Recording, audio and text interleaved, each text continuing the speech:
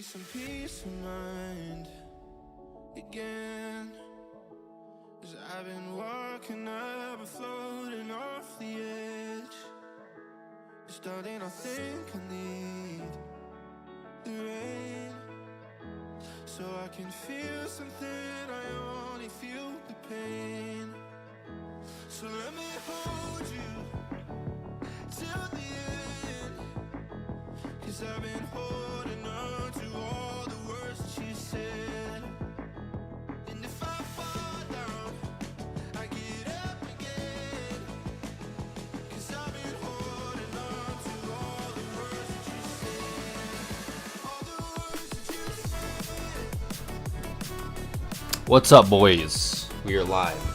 Sorry for the delay. I said I'd be live 8:39, and it's 9:30, so I apologize. I was gonna go live like 9:05, and then Streamlabs had an update, so figured I'd just postpone it till 9:30. So here we are. I still need to tweet it out, so give me a second, boys. You know me and multitasking real hard. I kind of just threw this thumbnail together while I was at work today, so truthfully, I don't know what I'm talking about tonight. I don't have any topic. I mean, obviously draft, obviously Utah Jazz. Those are the topics, but no videos lined up, nothing of that sort. So just basic stuff. We're just gonna do some Twitter scrolling. I actually do have a video that I have not watched any of that Woj put out with Jonathan Givony today, and they analyze Devonta, Boozer, and Peterson, or at least that's what the title says. So, but it's also 30 minutes long, so I don't know if we're gonna listen to all of it or watch all of it. We might. In fact, we probably will, mainly because it's 9:30 and I don't work tomorrow. There's no plan, so who knows how late we go, boys? Who knows? But yeah. Also, appreciate the 3 viewers. Haven't even tweeted it out yet, so thanks for hopping in quick, boys. But yeah, just give me a moment while I finish typing this shit out. How's everybody doing? Everybody having a good day? Good Saturday? I know the Stanley Cup Finals are on right now. I have not watched it or seen anything, but I saw Marner had a hat trick, right? He had 3 goals, what I saw. A natural hat trick, a natty hattie.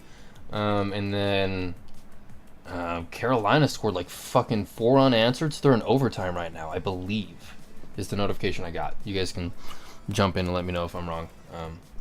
In fact, we'll see highlights of it on Twitter, I'm sure, once we get there. So we'll watch if you guys are here for only Jazz stuff, I apologize. At some point we'll talk about the Stanley Cup Finals just because it's fucking lit. It's fucking lit, dude. Sorry, gotta keep typing this out, bro. Darren Peterson.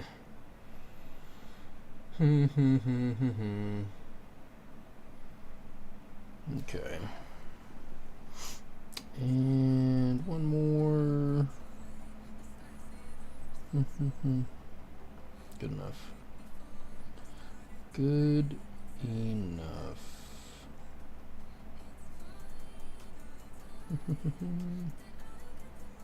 Okay. That will do. Now I just gotta post the link. Haha. Alright, boys. We're back. We're good. So, you guys can let me know if you'd rather me start on Twitter or something, if you guys don't really want to watch the Jonathan Givony interview with Woj. In fact, let's be honest, nobody's going to comment and tell me that anyway, so it's kind of my decision anyways. So we're going to watch that. And if we get sick of it, if we think Jonathan Givony is starting to make some dumbass points, which sometimes he does, sometimes he doesn't, at that point we will maybe switch off and watch some mock drafts, that kind of stuff. But yeah, or we could watch the Jazzmen. The Jazzmen uploaded a new podcast today. Should we just spend the next hour and a half or whatever it is just listening to the Jazzmen? No, we're not going to steal their viewership like that. But you guys should go listen to that. We'll plug that later. But yeah, let's just give Woj and Givony a little bit of a listen here.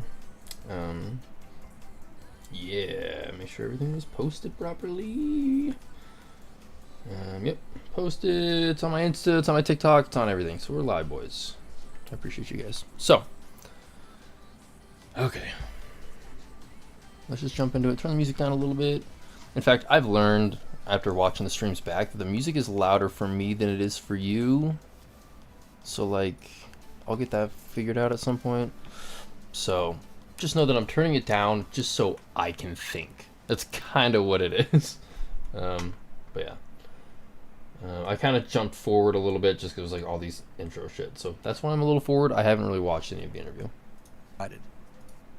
I think what makes this draft really special is the talent at the top three. You really can't go wrong with any of them, whether it's AJ DeBonza, Darren Peterson, or Cam Boozer. All of those guys are, number one pick caliber guys. I think they're all going to be all-stars. They all have really good chances of being all NBA players. And so I think that, these are guys that you could build your franchise around. And so that's why this is going to be such a tough decision at the top for the Wizards. I think a lot of people just penciled in AJ DeBonza there at the top from day one. And there's a very good chance that he does go number one. But I do think you have to give really strong consideration. Yeah, take a breath, Gavoni. Jeez, dude. Take a breath.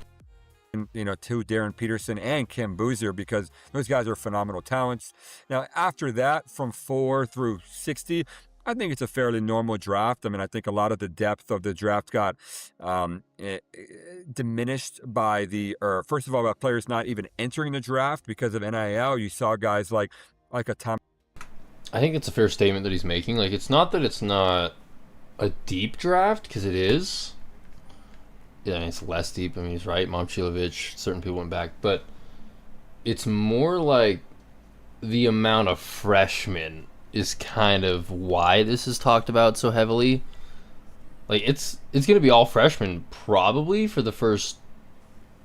I mean, unless a Mara jumps up. Like, let's see. Let's just look at the mock.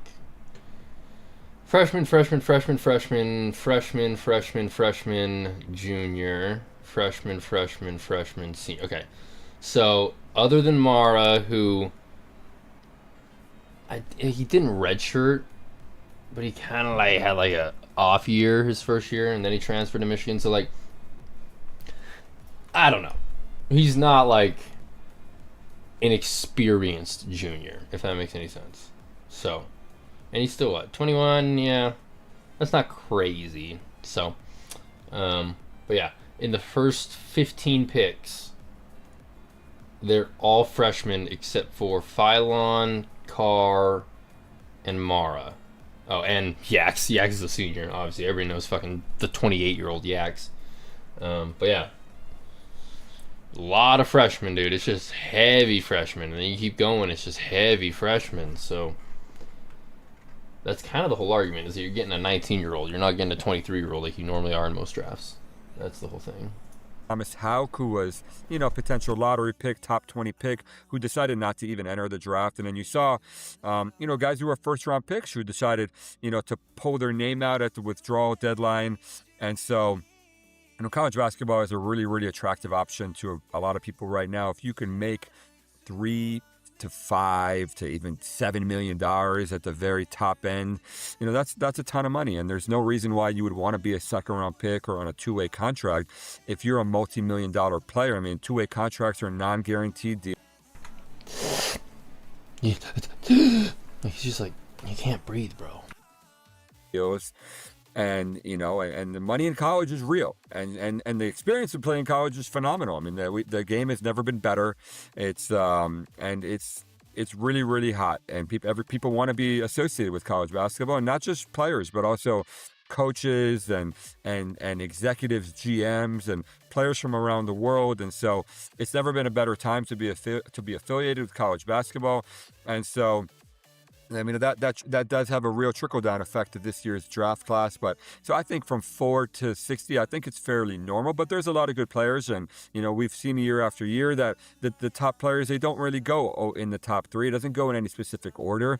You could have a Giannis Antetokounmpo drafted, at the end of the lottery, the mid-first. You could have, Rudy Gobert at the end of the first round. You can have Nikola Jokic drafted in the middle of the second round. So I think that's going to happen again this year. It happens every year. So that's why the NBA draft is so we should do a whole stream on that. Like, who's this year's Jokic?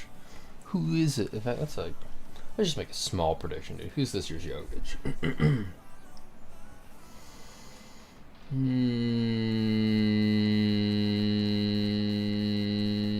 don't fucking know. Out of all these guys, second rounders, shit. None of them? Is none of them an answer? Shit, dude. I don't think any of that. Maybe in the first round we can get to late first round kind of guy. I like Josh Jefferson, dude. I think he's a stud. I don't know. Maybe Josh Jefferson. He could sneak in there being something. I know Ibuka Okori's getting really liked.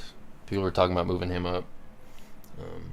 Yeah, I don't know. We'll do a different stream on that a different day and be like, who is the fucking Rudy Gobert of this draft? Who is the, try to make my predictions. But until then, we'll let Jonathan Givony keep fucking struggling to breathe. Exciting, and it's so unpredictable. It's so hard to forecast, but that's going to be fun. I can't wait to see how it plays out. Jonathan, if you were drafting at number one and you just take need out of it, and you said, and I think teams generally do, they're going to take the best available player there, the player they think, typically if you're drafting that high, you're not, unless you're Oklahoma City in some year, you're not a contender. You're a team that's just looking to add the best possible talent. Could you make a case for all three of those players at number one? Oh, there's no question about it. Yeah, you can make it. I mean, for me, there's I would go Darren Peterson at one. I think he's the primo talent in this draft. A lot of people didn't get to see that because of injuries and the type of year that he had. I don't know that the average college basketball fan got to really understand what makes Darren Peterson such a special talent. And then at two, I think there's a real argument to be made for Cam Boozer, really. I think that, he's been the most productive player in every setting that he's played in. And, his ability to handle, pass, shoot, and guard at the four position at 6'9", is really, really unique. And I think that's something that you could really build your offense around. And, he's also the youngest of the three. And, the analytics will tell you that he's, runaway number one pick. And I think, history says that you have to really look at that. You have to study that really closely. But then, AJ DeBonza, a guy who's 6'9" with that kind of frame, who, is a, legitimate shot creator who can, anchor really your offense. And that, he led college basketball in scoring, and, he could guard, everywhere from 1 through 4. He was inconsistent in that regard. The defensive playmaking isn't exactly what you would hope, but, he's also really young and he's an exceptional talent. And so you can make a case for any of the three. That I would go Peterson 1, Boozer 2, DeBonza 3. It might play out exactly the opposite on draft night, so we'll have to see. I think it's exactly how it's going to go, is the exact opposite of that. I think it's going to go AJ 1, Peterson 2, Boozer 3. But I could be wrong. I don't know. The Jazz Men, dude. What's up, Jazz Men? What's up, boys? I literally was just talking about your channel like 15 minutes ago. I was like, dude, should we just watch the Jazz Men podcast? Should we do that tonight? What's up, boys? We're just watching the Givony and Woj little draft analyst thing that they dropped today. But then we're just gonna do some scrolling, dude. We're just vibing tonight. But yeah, you guys had a good pod today. I've only listened to I don't know how much of it. It might even be right here somewhere. Yeah, I don't know. I'm a little over halfway through it, considering I got off work at 6. I'm doing all right. But yeah, shout out to you guys. Shout out to the boys. 3 to 5 years from now, who is right or wrong, but it's a really special draft class. I think you can't go wrong with any of those three. Jonathan, when you say that the analytics show Boozer's a runaway, should be the number one overall pick, has been the most productive, to the average fan, what does that anytime, boys, anytime mean? When what out of the numbers, what about the numbers suggest that he has separated himself from Peterson and DeBonza? He's just dominated his peers at every age group, whether it's high school, AAU, FIBA, college. Everywhere that he's played, he's been essentially the younger guy playing up. And to be able to be so dominant, so efficient, and fill up the box scores in so many different ways with points, rebounds, assists, blocks, steals, threes, twos, and to do it in so many different ways and to do it in a winning context at the same time. That's almost unprecedented, and like, and the models will tell you a guy who is that good in every setting, in every age group, that's going to translate, that's going to be an all-star. And so, but the question that NBA teams are asking, not whether he's 20 and 10, and we know he's going to be 20 and 10, probably from day one. It's whether you could build your team around a power forward, right? Can you build your team around a power forward? Gavoni, I hate to check your ass, dude. NBA power forwards currently. Let's see current power forwards that we can't build around, okay? Giannis, Siakam, Banchero, Tatum, Mobley. Fucking, I'm pretty sure we could build around 3 of the 5 there. And Siakam in his prime, maybe you could have. Like, that's a dumb argument. I don't like that. And Evan Mobley's a stud, so. And Markkanen, when he's playing the 4, like, if you want to argue he's a 4, like, we can build around him. Jaren Jackson Jr., you can build around him. Like, I don't. That was a dumb statement. That's clearly a guy that doesn't watch any NBA. I don't know. He must be a college analyst or something. I don't know. Right now, like, now I would argue he's a power forward who can play point guard. Like, it's almost you're talking about a cross between like a Jokic and a Tim Duncan. Like, and if you're getting that, I hate to keep pausing, boys, but if Cam Boozer is fucking bro, if he's Jokic or Tim Duncan, I've been saying Jokic cat, like leaning cat. You know what I mean? But Jokic Duncan, like, we're drafting him number 1 overall. If, like, we're trading up to get Boozer at 1 if he's Jokic Duncan. Honestly, Mobley has been underwhelming to me, but I haven't watched it. He's, I guess like, he definitely is not like the build around level of power forward, but he was considered that. There was a moment when he was considered it, but being a second or third best player on a team, I mean, what was he this year when the Cavs went? I'd say he was the third best player, right? Don. And then it's either him or Harden. Like, who would you say is the better player there at this point in their career? You know what I mean? He's 7. Like, what do you feel there? So, my argument is Mobley might be the second best on an Eastern Conference Finals team. So, I don't know if my point is disproven completely. Is he elite as you want him to be? No. But, yeah, exactly. It's like he's second or third on their team. Like, it's debatable. And I know Jared Allen's a baller. And we can't leave Sam Merrill out of this, Yeah, between him and Harden, yeah.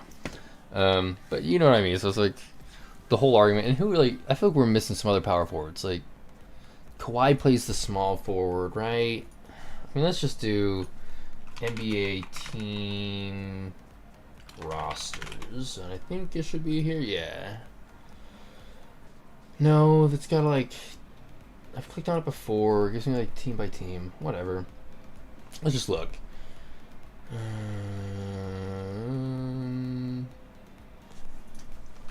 Current NBA lineups. Maybe that's what it is. There it is. Depth chart. That's what we wanted. If it'll load. Please, I swear to God. I honestly don't have no idea what direction. Dude, no clue. If I was... Oh, alright. I guess ESPN's broken. Yeah, I don't know what Cleveland's going to do. I would trade. I don't know who I would trade, but, like, somebody's got to go. I don't know why they traded for Harden. Why would you get rid... Why are we getting rid of Garland for 89-year-old James Harden? Like, what the fuck are we doing? Hello? Like, I don't... That doesn't make sense to me, dude. T-Talk. Let's go. I didn't even know it was you guys. I thought it was Jazzman that said that. What's up, T-Talk? What's up, boys? What's up, gang? You trade down. That's what I'm thinking, dude. Like, let's do the math here, okay? Before we jump into the power forwards. Donovan Mitchell contract. Let's get into the thick of it. 3-year, 150. So what's he making next year? 50.1 next year, and then 53.8. That's hard to move. Like, I know Donovan's arguably a top 10 player, but that's hard to move. I think they got to move Jared Allen, make more space for Mobley, add more depth on the wing. I like that, but what kind of value can you get out of Jared Allen? You know what I mean? Like, what's his... I mean, we can get back to Donovan's contract. Let's keep rambling here. Jared Allen... What is he elite at? Shot blocking, of course. Career... Let's see. Let's not even do career stats. What's his current 2026... Oh, fucking number changing. My bad, boys. I forget about my hockeys. Let's see if I do it here. Can I type up here? I can type up here. Cool. Jared Allen 2026 stats. We've seen it time and time again. Donovan leading your team, you'll never win, sadly. 2 non-shooting bigs just don't work. I agree with both you guys on that. I mean, I don't want to be like too biased here. Like Donovan, like I think he could do it now in his career. If you would have asked me 3 years ago when we traded him, or 4 years ago, if he could be the number 1 on a championship team, I would have said no. God, no. But now, like what you've seen over the last 2 years, like would you, I think he could if you build the right team around him. But if he was 2 inches taller, it'd be really an easy answer there. Let's see, 2 non-shooting bigs just don't work. Yeah, well that's what's interesting about the Kessler, like, because he was like what? He was like 40% on the 8 threes or whatever it was that he shot in those 5 games this year. Like, he clearly stepped it up in the 3-point level. So if we can use him just a little bit to space the floor, not even Brook Lopez level, like, I don't know, like Pau Gasol level, I don't know who to compare him to. Like somebody that we can just like kind of use the space, and then just Jaren and Lowry, just great. We're gonna shred. Anyways, let's go back to the Jared Allen stats. 1 second. 12 points, 7.2 rebounds over 18 games. Oh, it's the playoffs. I don't fucking give a fuck about the playoffs. What is 15, 8? Okay, that's not horrible. It's to the point, like, would you, like, 8.5 rebounds is good. I'm not going to knock that. That's really good. But, not really, but, I don't know what you get for him. I don't know. What's his contract look like? I don't like that at all, dude. Not at all. 20, then 20. So he's making 28 next year, 30 the year after that, and 32.5 the year. Like, I don't know if that's hard to move. And how old is he? That's important. 28. I don't love that. I know Mobley can shoot, but definitely not. No, he's elite from like 18 feet.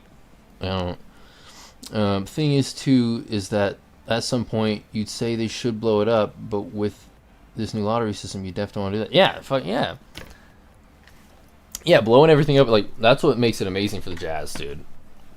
Perfect time. We're like, you know what, dude? Donovan, let's get rid of you at peak value. Rudy, you're about to turn 33, or 32, let's get you out. Peak value. Let's flip this into, like, perfect draft luck, or at least at the tail end of the first. It's our fault. We should have tanked harder for Wemby. Hindsight's whatever it is, 2020. But worked out really well. So sorry all the other teams that want to lose. Like, don't know what to tell you. We're gonna, with the Cavs pick in like 29, somehow it's gonna be like the 14th pick and it's gonna jump up to number 1. So go us. Works out well for us. I don't know. Let's see. Lakers would trade for him. For who? Oh, Jared Allen or Mobley? Sorry, Jasmine. They've been begging for a center. Oh, Mobley or not Mobley? Allen. Yeah, but is he the one that you want to put next to Luka? You know what I mean? I don't know. David Locke said he'd be shocked if the Wizards didn't draft DP and medical regret. Yeah, that's what I saw that too. That's interesting to me. Like, I don't know if shocked. Like, I wouldn't be shocked just because of fit. Well, that's the interesting thing. It's like, if you're really thinking about it, the whole fit scenario, people are like, Darren Peterson can't go to the Wizards because he plays guard. Trae Young plays guard. Trey Johnson plays guard / small forward. Like, there's too much of a logjam. It's like AJ also is a huge logjam because AJ needs the ball in his hands. And so does Trae Young. So that's an issue as well. Darren Peterson can play off ball. So there's an argument to be made that Darren Peterson is in fact the better draft choice fit-wise for their team as well. So I I don't disagree with David Locke. I'm just disagreeing with the whole shocked statement. Like, I wouldn't be like shocked if he didn't go 1. I'd be like, fucking, yeah, dude. Like, their GM loves big, long wings. Like, that's what he drafts. So, I don't know. Unfortunately, I don't see a way the Wizards don't take AJ. That's what I'm saying. Like, was it Will Dawkins, right? That's the GM's name?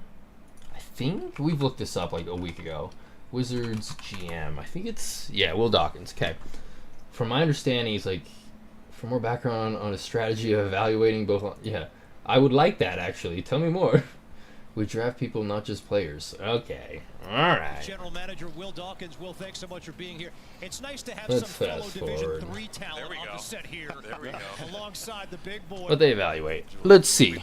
Let's see. Let's make our own decision. Maybe he is a Darren Peterson guy, but from my understanding, is like he's like a Bilal Coulibaly, Trey Johnson, Alex Sarr. Like, that's what he's drafted. So he's kind of known for like getting those big, long, athletic guys. So who knows? Maybe Caleb Wilson has a chance at one. Now that I think about it, shit, bro. Maybe.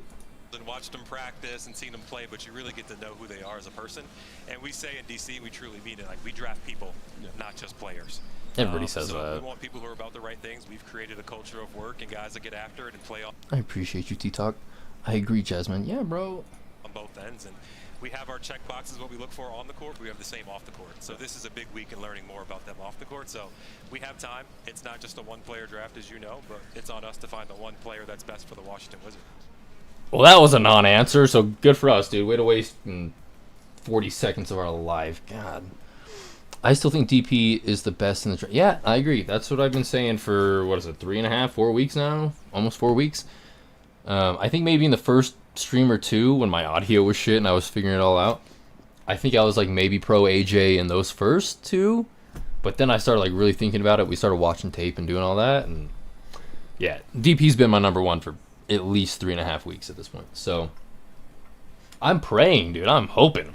Pretty please, dude. Like, if we can get DP at 2, like, expect that clip, dude. I will be dancing, absolutely dancing everywhere.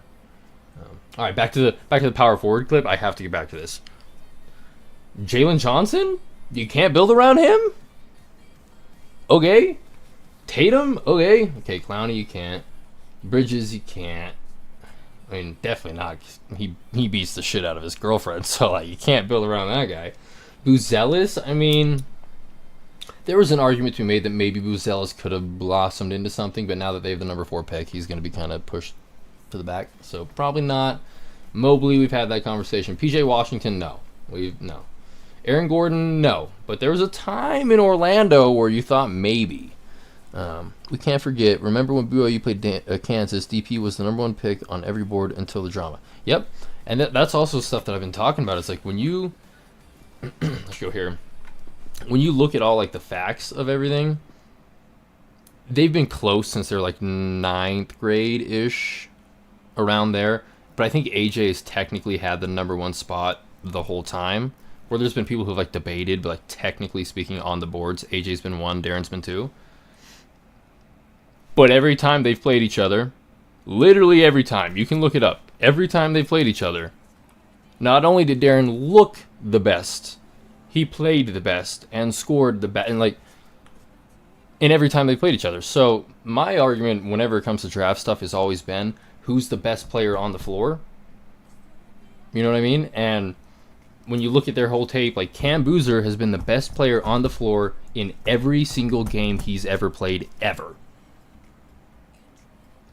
Except for the game he played Kansas, right? Because, from my understanding, I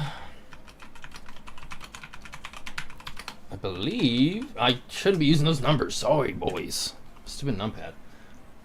Did he play? I feel like I've seen this.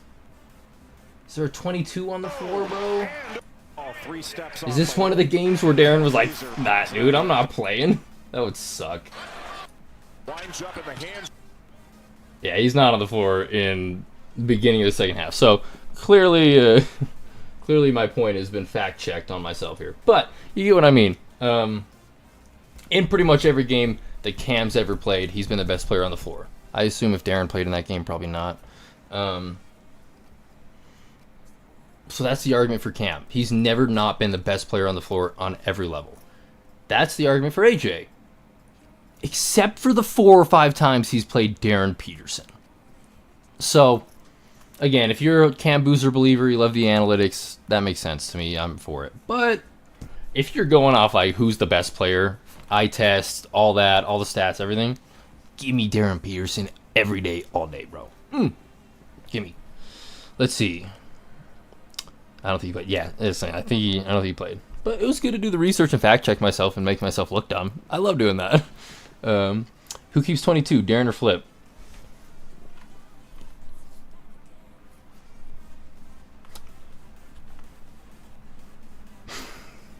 Bro. Flip. Get your ass. Like, not even a debate, dude. Not even close. Darren Peterson might be, if we draft him, the greatest player we'll ever have, maybe ever. Kyle Filipowski? I'm glad you're here, brother. You're an awesome 5th big man. Enjoy the number 37. Like, I don't give a shit, dude. Get that out of here. Darren's getting 22. Flip better give that up.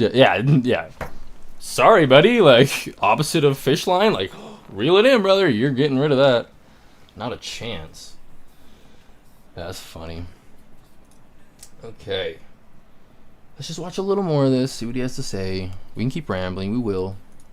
At 1, you're pretty set, like for a very long time. And so anybody that passes on Cam Boozer, I would say make sure you know what you're passing on, because there's this sense in the public domain. Do you guys think he'll leave after 4 years, though? I mean, no. Mainly because I'm going to nitpick your statement, okay? This is just me being nitpicky. Do I think he'll leave after 4 years? No. Do I think he'll leave after 7 years? Probably. Just because, if you don't know how NBA contracts typically work, when you get drafted, that's a 4-year deal. It's up for 4 years, normally. And then that second contract, like, we'll see what happens with Kessler and Keontae. I mean, Kessler's probably not going to be the case, but if we sign Keontae this season, it'll most likely be the case. They typically sign another 4-year, but then there's like an opt-out on that last year. Or, historically, if there isn't, the player asks out and asks to be traded normally in that 3rd or 4th year. I think De'Aaron Fox is that kind of situation where he didn't have an opt-out year, but he was like, give me to San Antonio. You know, it's like that kind of happens. So, like, typically, if the player does not want to be in your city, it's 7-ish years. 7.5-ish years, typically how it goes. So, expect a Zion Williamson trade eventually in the next 6 months. That's what I'm saying, because, like, his contract's about up, and the Pelicans are going to have to try to get something out of him. So no. The answer is no. After 4 years, no, because they want that money. We can offer them more money than any other team, unless it's a sign and trade, unless it's a Walker Kessler situation where we let them go to a restricted free agent. We can offer them the most money. So typically, when you have an all-star caliber, MVP caliber, future superstar caliber player, both sides typically agree on that first contract. You're like, you deserve a lot of money, we're going to give it to you. And they're like, thank you, I agree. That's typically how it goes. And then after that, it's like, you know what, I fucking hate Utah, get me to Cleveland or New York. Or I'm not talking about anybody specific. It's not like they would like run around a golf course and celebrate. Different topic, different day. Let's see. Does AJ ever come to Utah down the line, assuming we don't Yes, dude. We have also had this conversation. Sorry to keep camera flipping on you. We've also had this conversation. What's the likelihood? Okay. We draft Darren at 2. The one of the 3 guys that doesn't have any tie to Utah, that needs to be kind of worked on. Like, hey, bro, Utah's sick. Like, we got to kind of, like, convince him. So draft that guy. Give him 7 years to really be like, this place is sick. Mountains are sick. Fans are sick. A lot of hot blonde girls. Sick. Like, no complaints here. The elevation's tight because, like, I get used to it, but my opponents suffer. Like, super cool. And then it's like, boom, Jaren's gone, Lowry's gone, we do whatever we got to do, and AJ comes and signs here or gets asked out, whatever. And then Cam Boozer, maybe like a year or two later, is like, Memphis sucks, actually. I hate Memphis. LeBron's right.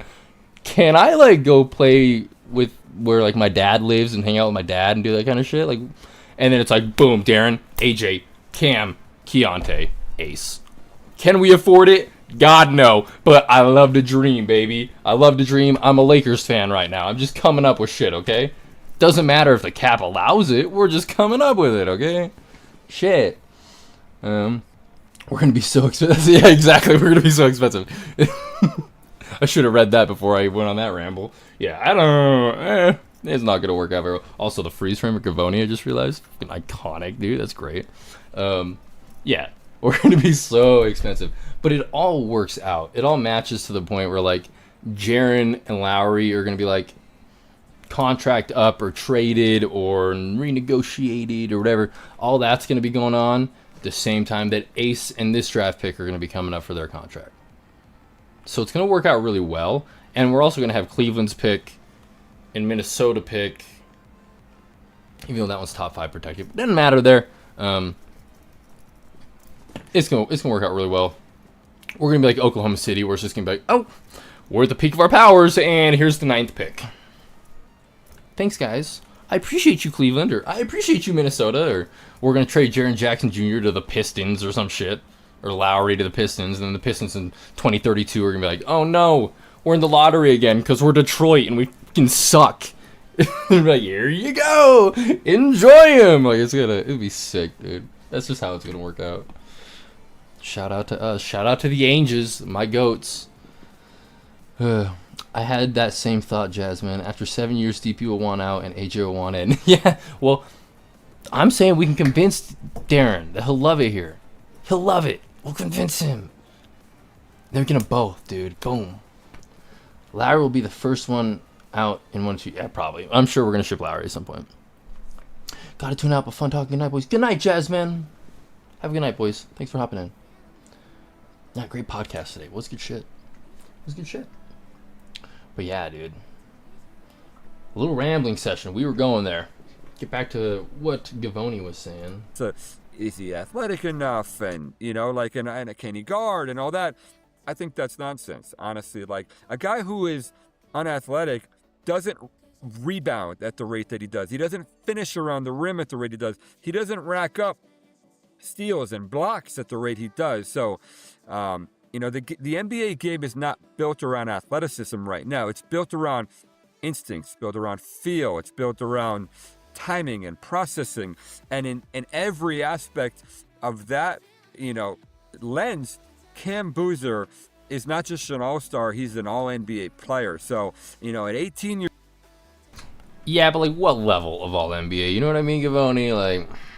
I know that's really nitpicky. Like, it's like, is he the 14th best player in the world or is he the 3rd? Like, that's really, like, being specific here. But I'd like to know that if my team's about to draft that player. I would love to know if you think he can be a top 5 player or if he can be the 9th best. Like, that's a pretty big difference to me. So, next time, Gavoni, maybe, like, be specific. Would appreciate it. I don't know. Years old, you better make sure that you know what you're passing on if you're going to pass on Cam Boozer at number 1. The NBA playoffs have arrived. His rookie season. Than your average player, you know, and I think some of the models again reflect that. People have studied this and they realize that like that these guys are underrated in a sense, which is crazy to think about, you know, like, but you look at like a Scottie Pippen Jr., for example, you know, like undrafted player who is going to have a 10, 12-year NBA career. I mean, it's a long list of players in that mold who, you know, like a Steph Curry who went, like you said, went 9th in the draft, you know, like is far and away. Yeah, people forget Steph Curry went behind Johnny Flynn, right? Johnny Flynn and Ricky Rubio. So, both picked by Minnesota, by the way. So Minnesota had the 6th and 7th pick, or it was the 5th and 6th. Doesn't matter. Whatever. They had the 2 picks in front of Steph Curry, and they were like, you know what, dude? We're going to draft 2 guards. Neither of which are Steph Curry. Biggest mistake in franchise history, dude. Shout out Minnesota, dude. Go Timberwolves. You do you, bro. Way the best player in that draft class. He's going to end up being one of the best players of all time. And so it's not the reason to draft Cam Boozer, but it's one of 8 or 10, man, like there's a long list of reasons to draft Cam Boozer, and that's definitely part of it. I mean, like the background, like the intel, it's all stellar. And so like that gives you a comfort level when you're drafting 1, 2, or 3, and you're going to build your franchise around this kind of player.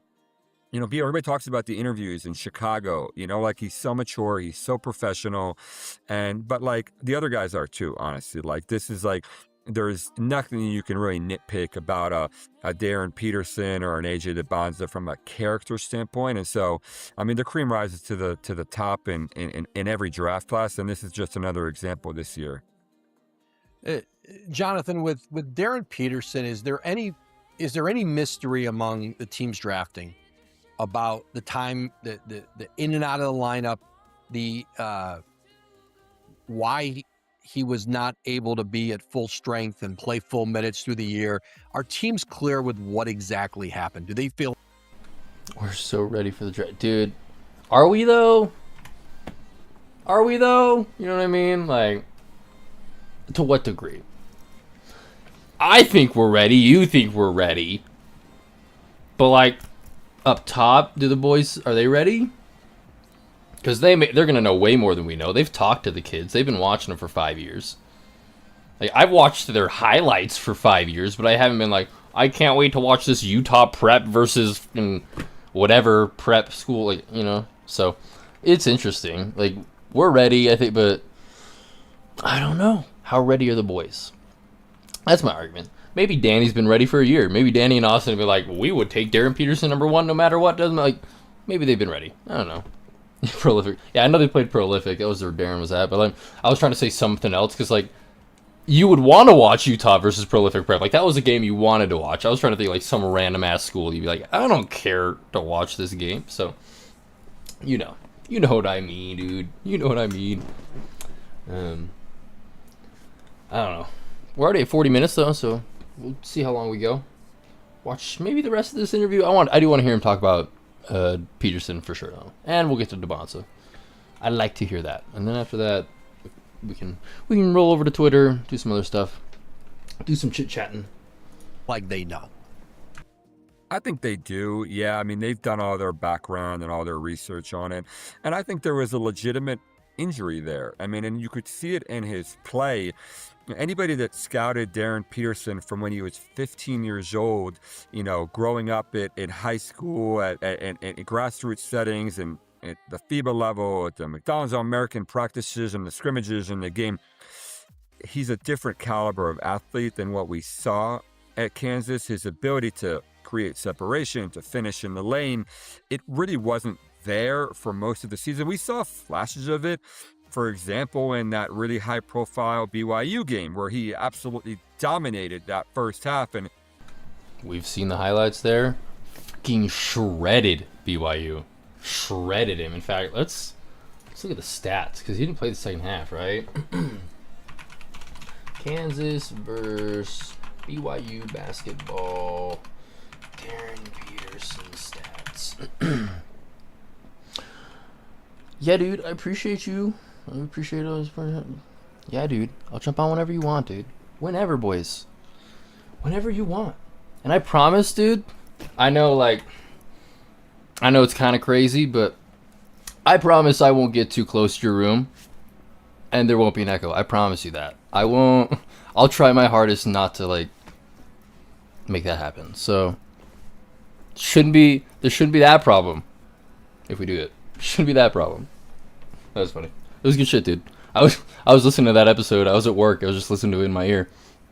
And I'm like, what is up with my headphone, dude? And so I just kept listening for 20 minutes, 15 minutes. I'm like, what's going on? I checked back hours later and you're some comment. You're sorry about the echo. I was like, oh, dude, I thought that was me. So funny. So you're good. If that makes you feel any better about that, everybody just thought it was themselves. Nobody thought it was you guys. Let's see. What did he do? 20 minutes. 18 points, 3 rebounds, 3 steals in the 20 minutes. If that's not an NBA guard, I don't know what is, guys. I don't know, dude. 6 for 8 from the 3. Like, that's nuts, dude. That's like, I don't know. The more and more we talk about it, the more and more I might be shocked that if they don't take Darren Peterson. I don't know. He looked head and shoulders like the better prospect compared, to an AJ DeBonza. So, yes, now, would you have rather have Yeah, dude. Good shit. Very funny. seen that all year long? And that would have made the choice so much more clear. But I would argue, let's say Darren Peterson would have shut down his season after that BYU game, where everybody had him at 1 at that point, and it was so obvious who the number 1 pick was. Had he not played a single game of college basketball after that, what would the messaging be right now? What would the narrative be around Darren Peterson? It would really be like he's far and away the number 1 player in the draft. And so that's why this is such a tricky proposition where you get caught up a little bit in the hype of. I hate to keep saying this. I don't know if you guys were here when we were watching this at the beginning. He doesn't know how to intake oxygen. Like, he's talking like this. Then he's like the way he just, I don't know how his parents taught him how to breathe when he was a baby, but like, not properly. I'll tell you that. The general sentiment and the public and all that, and saying like, you saw the lottery broadcast and people were like, it was really all about AJ DeBonza. It was almost like he was Victor Wembanyama or Cooper Flagg, and like, it's not that kind of draft class this year. So, if you're the Washington Wizards, nah, dude, you got to keep the echo. That's your new trademark. Keep the echo. What's up, guys? Welcome back. Hey, what's up, guys? Just right in the back. Welcome to TikTok. Welcome to TikTok. That'd be great, dude. I'd listen to that for sure. I definitely wouldn't have a seizure after the first 30 seconds. What do you mean? That's a good idea. if you're the Utah Jazz, you can't get caught up in that. And I don't think they will. I mean, these people have been around the NBA for decades, and they're going to be doing their research because nobody's going to care, if you get it wrong, and if it's obvious from day one in October and November that you should have drafted Darren Peterson 1 or Cam Boozer, this is going to haunt you for the rest of your career because it really was obvious. Guys, do I have anything on the corners of my mouth like he does, other than creepy red mustache hair? Like, look at the corner of his mouth. What is it? Did he just eat a cupcake? In so many different settings that Darren What is Peterson that? was the most talented player in this draft. If you look back at those I don't know. games that Let me know. they Did he eat a competed cupcake? against each other, Utah Prep against Prolific Prep, Darren Peterson was. Actually, now that I think about it, I don't know if I'm talking to Ty or Talon, which of the boys I'm talking to. Doesn't Talon live in St. George? Why didn't he go to like a Utah Prep game? Where were you, Talon? Were you following? Did you go to a Utah Prep game? Let me know. Maybe I'm talking out my ass. But from my understanding, like, I'm in Ogden, so like, if Homeboy was playing at Weber High, I would be at the game, dude. So that's my thought. If you, Talon or Ty, whoever's here, let me know. Did he go to any of those games? Because he should have. I'm sure it was probably impossible to get into, but he should have.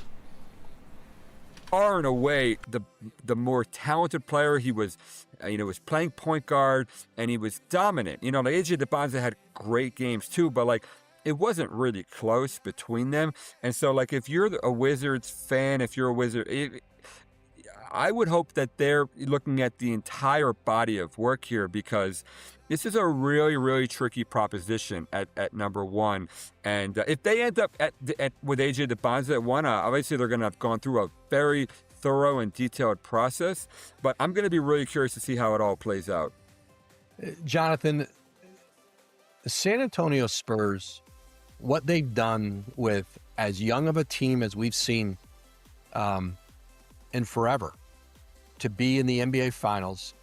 Everybody knew Victor Wembanyama was going to be at the very top of the league and dominant very quickly in his career. He's got a chance to dominate the league in ways I think nobody's ever dominated it. The way Wilt Chamberlain dominated it in a very different. If Victor scores 100 in a game, dude, I don't know what I'll do, frankly. Like, I don't know what kind of bet or proposition I will give you guys and document on YouTube right now, but if Victor ever scores 100 in a game like Wilt did, I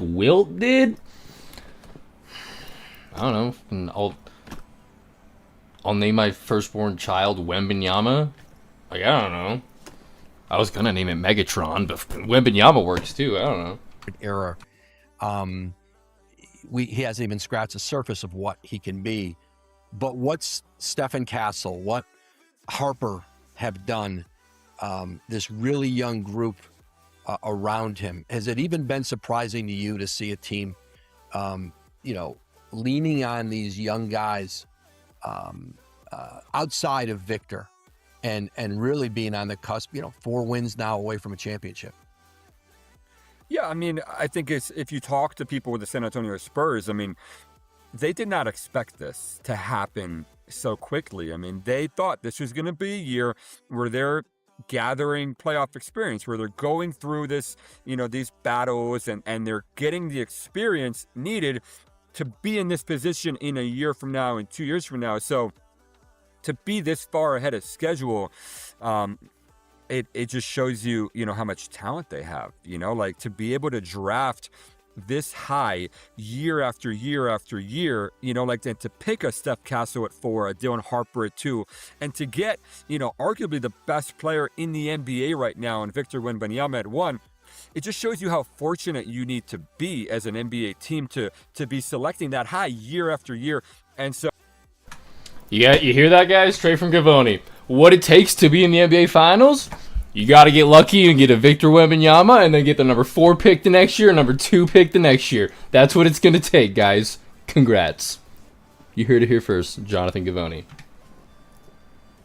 Oh, I think they're cognizant of that. I mean, there's a humility there where they understand, like, we were really, really lucky to be in this position now. We're not geniuses, like this fell into our lap to a certain extent. And now we did a very good job of surrounding Victor with really good talent, with a De'Aaron Fox, and a Julian Champagny and a Devin Vassell. You have to position yourself correctly.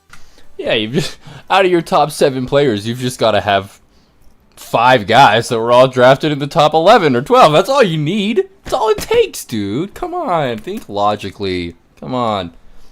Why is Sacramento and Charlotte and like Detroit and like all these teams historically always bad? It's pretty easy, dude. Just get like top 5, top 10 draft picks. It's really simple. Jeez. Come on, Gavoni. Come on, boys. To put yourself in this situation, but this doesn't happen if they don't move up on draft night and select Victor Wembanyama. If they don't move Victor Wembanyama up on draft night and get Dylan Harper, and then they made the correct choice also at 4 with Steph Castle. That wasn't an obvious choice in a really weak draft, and Steph Castle has been incredible. He's exceeded everybody's expectations, and so like you have to make your own luck in the NBA, but like they got really lucky to be in this position, and a lot of it starts with Victor Wembanyama. They got really lucky? Like, is that it? I hate to keep rambling here. Just a little lucky? Like,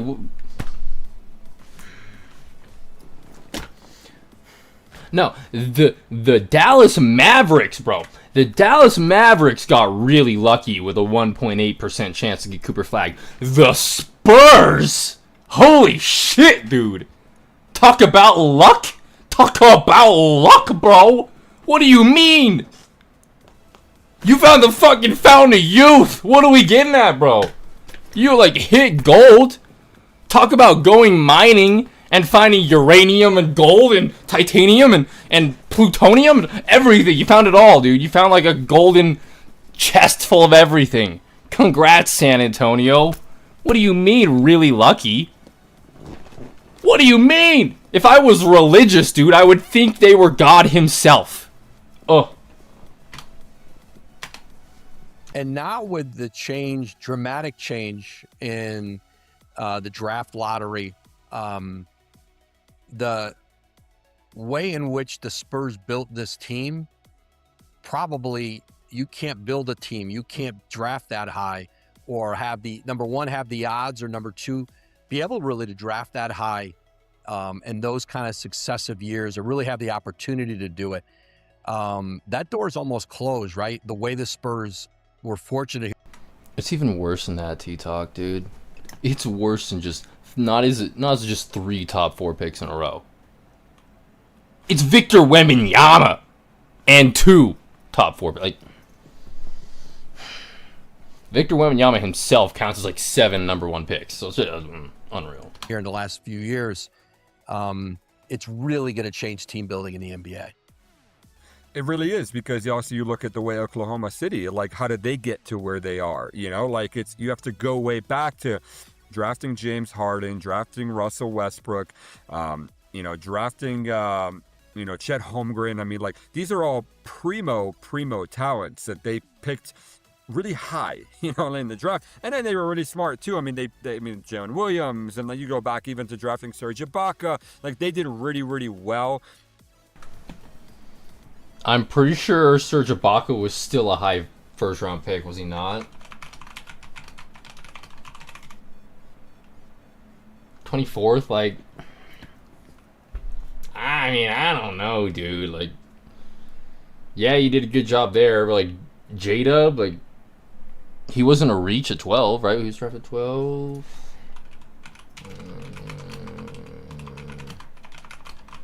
I want to say he was 12, right? Yeah, 12. So, like, oh no, was a lottery pick a reach? Like, to what degree? I don't know. Like, congrats, he ended up being really good. Sometimes it doesn't happen, like with Taylor Hendricks of the world, the Bilal Koulibalys of the world, but like, you're drafting him 12th overall to be good. That's the Donovan Mitchell range, the Devin Booker range. Like, the Shai Gilgeous-Alexander range. Like, that's a pretty good draft pick. So I don't understand that. Whatever, dude. Whatever, Gabroni.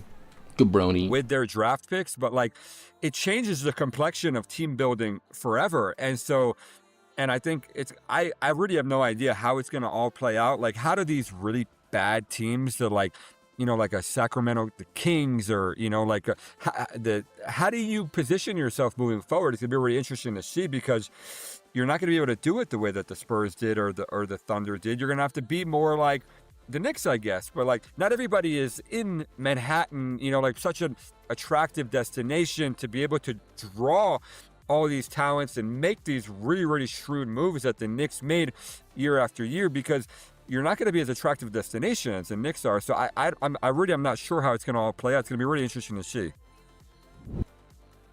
All right, that's enough of that interview. If you guys want to watch the rest of it, there's another 8 minutes. I'm sure if you just type in Woj and Gavoni, you'll find it. The program with Woj. But yeah, we'll do some Twitter scrolling now, unless you guys want to do some other random mock draft discussions. Shout out to the boys who were hanging out. Ty Town, whichever one it is, and then Jazzman. I don't know if that was Spencer, Javin, or Jacob. But shout out to the boys that have been hanging out. And shout out to the 2 or 3 other people that have just been hanging out the whole time, just watching. I appreciate you. But yeah, I think at this point, we're at the point of the night. We've been going for an hour. We'll do some Twitter scrolling. Get our opinions on what everybody's been posting today. And then we'll do our nightly YouTuber shout out, where we shout out all the boys, and then we will call it a quits, and then we'll be back tomorrow. So that's what we will do. We'll get to it. Jump straight to Ben Anderson. That works out well. What would Ben say? I don't know who the best player from 2026 draft is going to be in 4 years from now, but I think when Cam Boozer records 24 points and 13 rebounds in his 3rd Summer League game, there's going to be a lot of people wondering if we overthought his NBA fit. Man, that would suck, wouldn't it, boys? Wouldn't that suck? Like, let's just assume AJ goes 1 and we take Darren 2. You know what I mean? Then Cam goes to Memphis, and then he just dominates Summer League. It's looking like a 28 and 15 ball. It just happens out of nowhere. You're like, bro, what?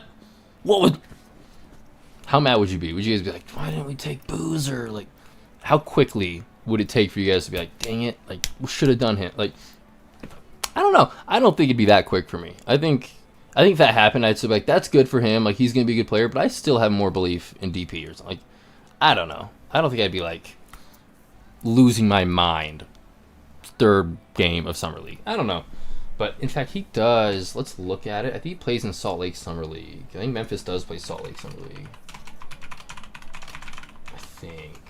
Right? I think Memphis does play. It's only like Memphis, Philadelphia, and... Oh, interesting. Philly didn't want to come this year. Okay. Atlanta, Memphis, and Oklahoma. But yeah, Memphis is normally like the very consistent every year they're there. Interesting. So yeah, you... Either way, boys, I think you guys are going, actually. I remember you guys saying that. Yeah, getting to watch DP against Cam or HA against Cam or whatever it is, that's going to be fun. At John Huntsman Center, like, that'll be sick. So, very nice. I love Huntsman Center. Like, it's a really underrated little arena. In fact, how much does it hold? It's like 15,000, right? Huntsman Arena... 15,000. Spot on, dude. 15,000. Good to know. It's just very, like, it's intimate. And so I think for Summer League, it really is, it's nice. It works out well. But, which is going to suck because we're playing Atlanta, so everything's red. So, like, home game for Atlanta, kind of? I don't know. Whatever. But yeah, that would suck if Cam did that in, like, his third Summer League game. Like, good for us? I don't know. I wouldn't be too worried about it. I still have faith in DP or AJ, whoever we get, if it's over Cam. I don't know. Report: the Chicago Bulls will strongly pursue Walker Kessler this summer if he's not extended by the Jazz. Kessler's expected at least $20 million. At least, dude. If we could get Kessler for 19, that'd be unreal. No, yeah, it's gonna be like. My guess is 28.5. I think he'll end up signing for 28.5 a year. A little more than 27.5, which is like the median because people think he's gonna be 25 to 30. I'm thinking it's 28.5. His management works their way up to 28.5. Let's see. Most reports suggest the Jazz will keep Kessler, either extending him first or by matching offer sheets, especially if it was as low as yeah. If it's anything under 30, we're matching it. If it's anything 30 to 33, we probably would consider not matching it, but would still probably match it just for trade purposes. If it's 34 or above, I love you, Walker, but we can't afford that. And I think at that point, it's worth losing out on a potential draft asset of trading you, just because like 35 compared to Keontae is going to be making 35 to 45. Jaren's at 50. Lowry's at 50. Wait, like. Sorry, Walker, we love you, but we can get Nehemias Queta for 4. So, whatever. I don't like that argument. But we will. I don't know. Maybe I'm proven wrong. Maybe we match him at 35.7 or some crazy number. It'd be insane if somebody offered him that. I just can't, because the only teams that can match it is Chicago, Brooklyn, and LA. Those are the only 3 teams that can like really offer him what he would desire. And even then, can you imagine one of those 3 teams giving him more than 30? Like, the Lakers give him 30. They've already got Luka. That's a lot of their cap between those 2 guys. Would it be better just to get a center for $8 million less or $10 million less? So I don't see the Lakers doing it. Brooklyn, at what point, like, they've got 12 guards, so maybe, but I think we would just match them. I don't think they'd go over 30, 31, 32. And then Chicago, it's like they're not paying anybody for a minute, so they can't afford it. They're the one team that kind of scares me, where it's like they could. But if they'd offered him 35, and like, good, congrats, Chicago. You've got Kessler for 4 years for $35 million a year. Like, congrats. We're gonna go take some other dude. We're gonna trade with Phoenix and go get a Malwatch dude and develop him for the next 2 years. Like, I don't know. I'm not as worried about Kessler as most people are. Either we're gonna match it or we're gonna find something that works for us better long term. Like, it's kind of a win-win situation for us. I love him. He's a good kid, but I don't know. Cam Boozer against North Carolina minus Caleb Wilson. What do you mean, James Hansen? Is he watching highlights? That's what he's doing. I don't know if you guys saw the Delta Center renovations. This will load. This is what Ryan Smith put out today. So they're hard at work, bro. It's kind of crazy. Obviously, the walls and everything are down, so it looks like it's weird how bright it is in there. for those that have obviously been in the arena, I would assume the 4 people watching have been in the Delta Center at some point in their life. I'm just assuming. Like, what are the chances I've got somebody like that lives in Texas or something? No, but I know you've been to the games, so we're good. But I think you have. I don't know. But yeah, it's weird seeing this place so empty and so bright, open. Really interesting. And yet this was Donovan Mitchell at Summer League. Here we go. Relatively conspicuous by his silence so far. Just one field goal attempt, hasn't scored. Oh, I remember this play. Yeah. Fucking nuts. Bam! And on cue, Mitchell's a guy. That was the first time I was like, shit, this guy's good. And he just kept going. He kept going. There's a slam in this game, too. He comes up from his left side. Maybe not. Maybe it was a different. Maybe it wasn't against Memphis, I guess. But I remember there was like that one initial 3 the first game where I was like, shit, dude. And then he had that nasty dunk at one point where I was like, bro, who is this kid? Yes, looks unrecognizable. Yeah, I'm in Texas, but I've been twice. Okay, cool. So you know what's up. You know the vibe. Pull up. I guess it's not settling. Straight butter in the D League with the Iowa Energy. Turns it over there. Got called up. That would have been nasty if he yammed it. Meeting in mid-air. Selden won that battle. Caught it behind the back. Donovan Mitchell's 7th steal. He is now tied. Why am I doing this to myself? Why am I watching Donovan Mitchell highlights? We can't do this. He's gone, dude. He's gone. He's never coming back, okay? Shit. Can't do this to myself. Report. Jalen Brunson and his camp laughed off the Mavs' 4-year, $55 million extension in 2022. Yeah. The Brunson camp basically laughed at them and said, we'll take our chances in free agency now. You guys had your chance. The Mavs still had the option at that point of picking up the phone and saying, Jalen, we completely screwed this up. We're deeply sorry. We've distracted you. We want to make this right. We're going to offer you 150 over 5. And they still didn't do it. This reminds me of the Keontae George Summer League we were at. We put a bunch of clips on the newest pod of us on TV. Oh shit! All right, shit. Let's see. Yeah, the Keontae. I remember. Like, cause I was hyped for that. I was obviously more interested in watching Taylor, but he didn't play, if I remember correctly. He had like a leg injury or something, right? Where he just didn't play at all. And somebody, neither did Bryce. I remember Bryce didn't play, I think. Reverse clips. Okay. But yeah, Keontae freaking went nuts. Let's actually find that.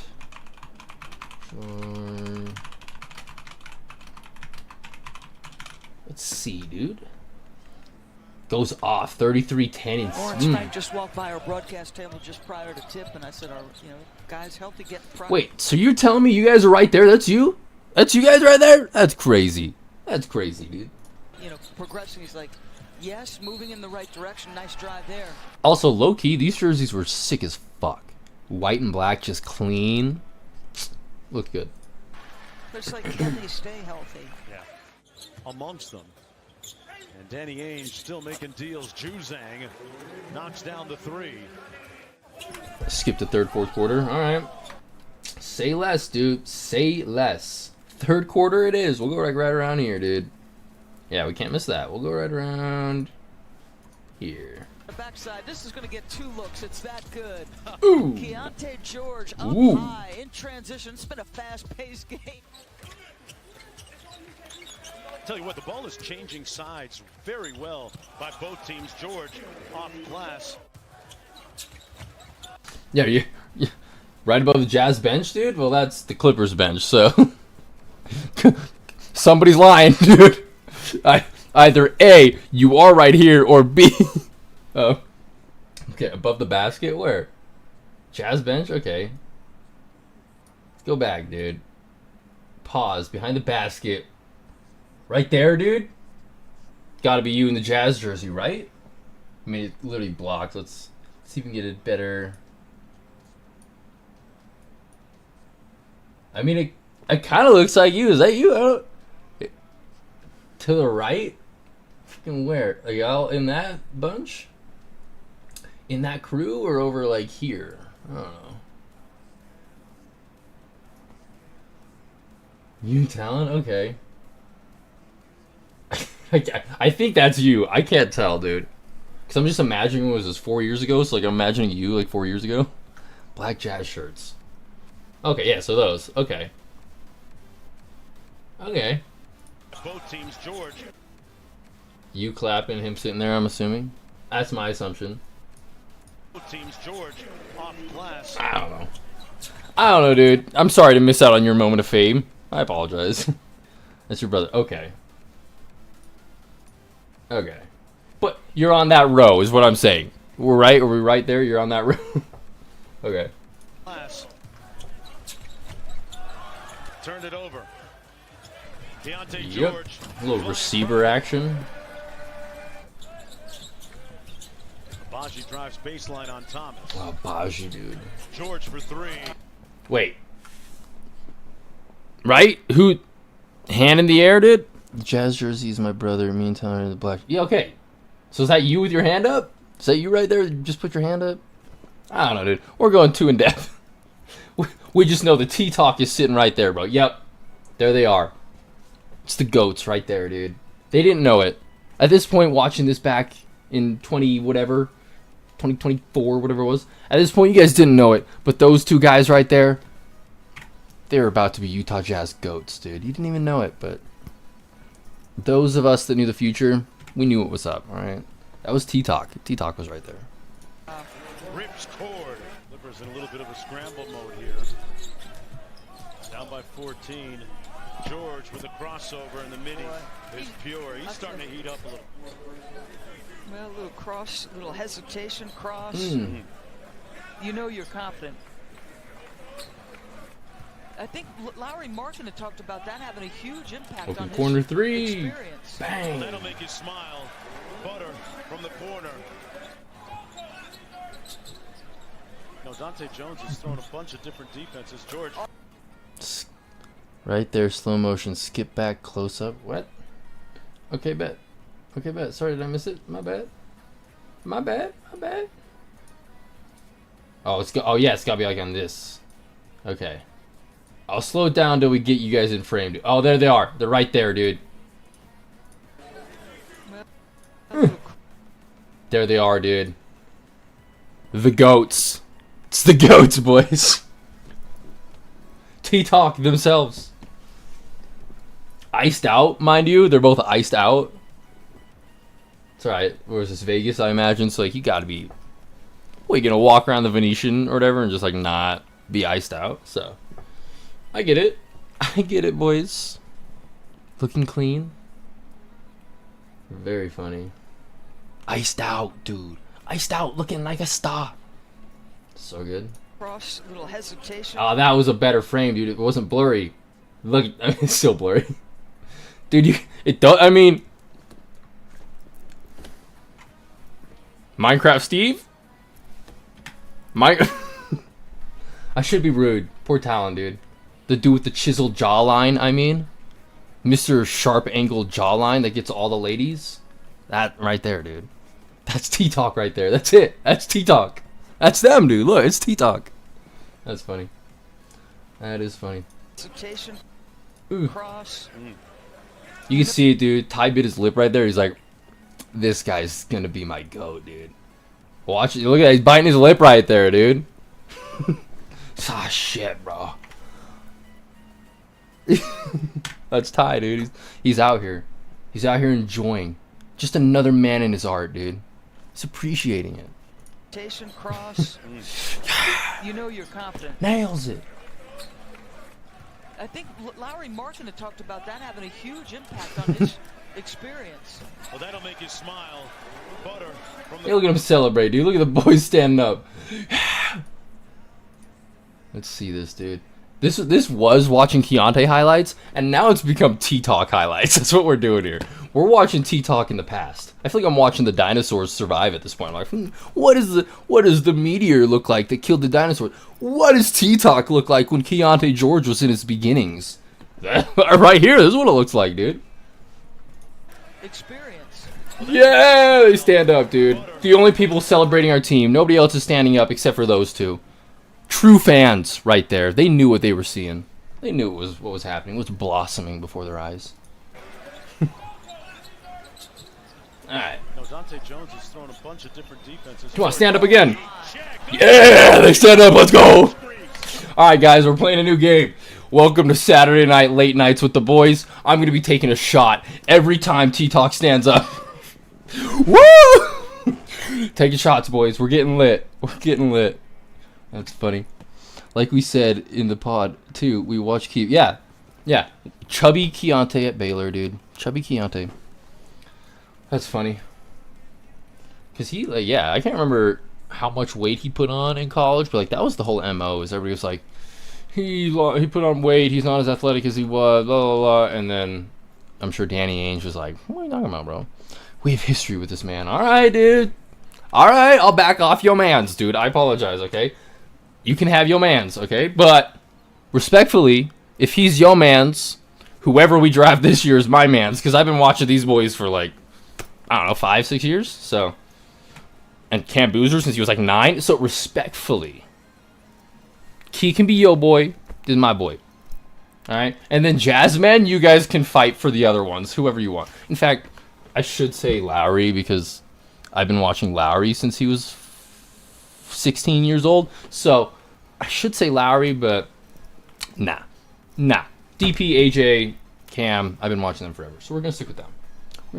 But yeah, and then Jasmine, you guys can fight for the rest. I don't know.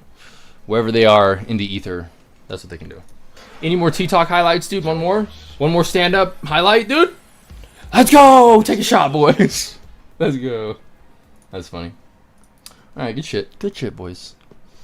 Let's go back to Twitter. Just a little bit. It's been an hour and 15, so we're going to wrap it up here in a second. Let's not get too ahead of ourselves, okay? Worst jerseys of all time, dude. Oh, my God. Except for that iced out black one, dude. That black Keontae jersey, dude. Fresh.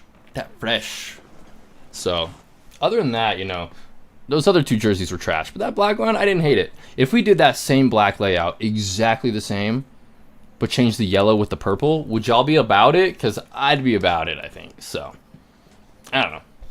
I didn't hate it. I just hated the yellow. It was so bad. The Jazz trading up to pick 1 to take Darren Peterson is going to be fun. Yeah, it's going to be great. I'll be running around freaking out, dude. If we trade up to 1, I'm hoping for DP. That's my mindset. If it's AJ, I'll be like, oh, we gave up all those assets, whatever it would be, for AJ, but I gotta be sick. Like, could have had Darren it too. That'll be my mindset. But I don't know. Rainbow Face, you guys know my argument. Rainbow Face will be sick. So I'm open. What was that? Real Salt Lake, U.S. men's national team, whatever. The boy Dallas. The GOAT Dallas. If you guys don't know Dallas on Twitter, give Dallas a follow, dude. Dallas Amaker. He's the GOAT. Been following him for years. Really good dude. So. Yeah, who won this? Let's figure out, dude. Who won the game? Damn it.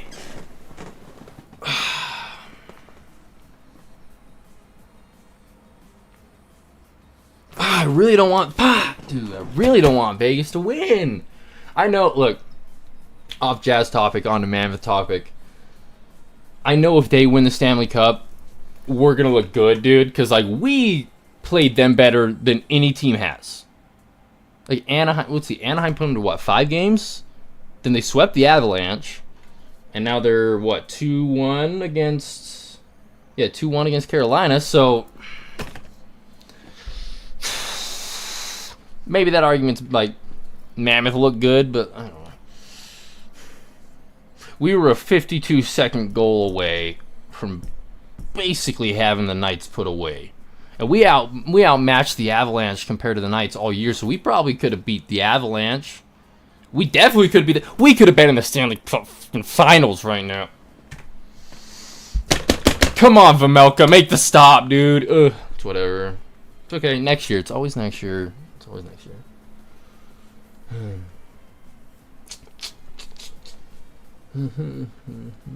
Alright, whatever, dude. Should we wrap it up?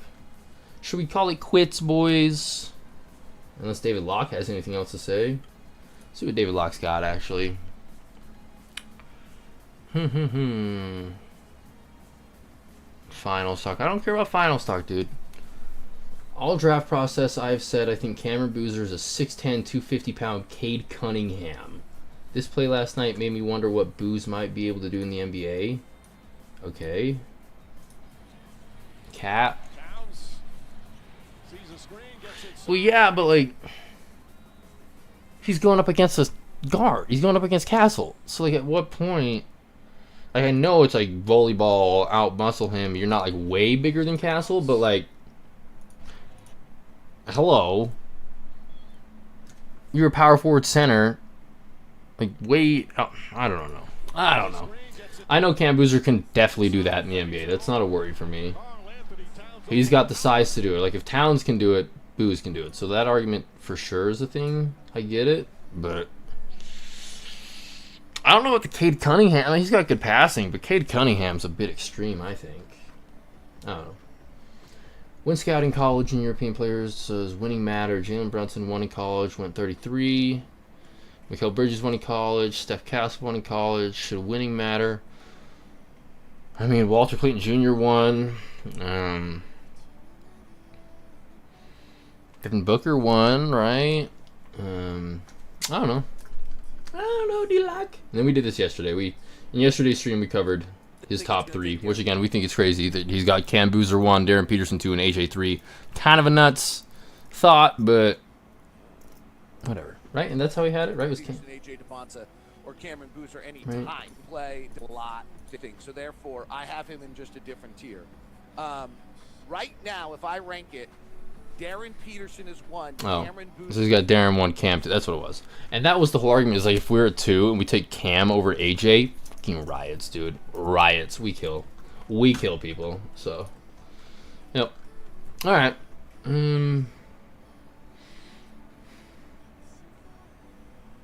Let's see.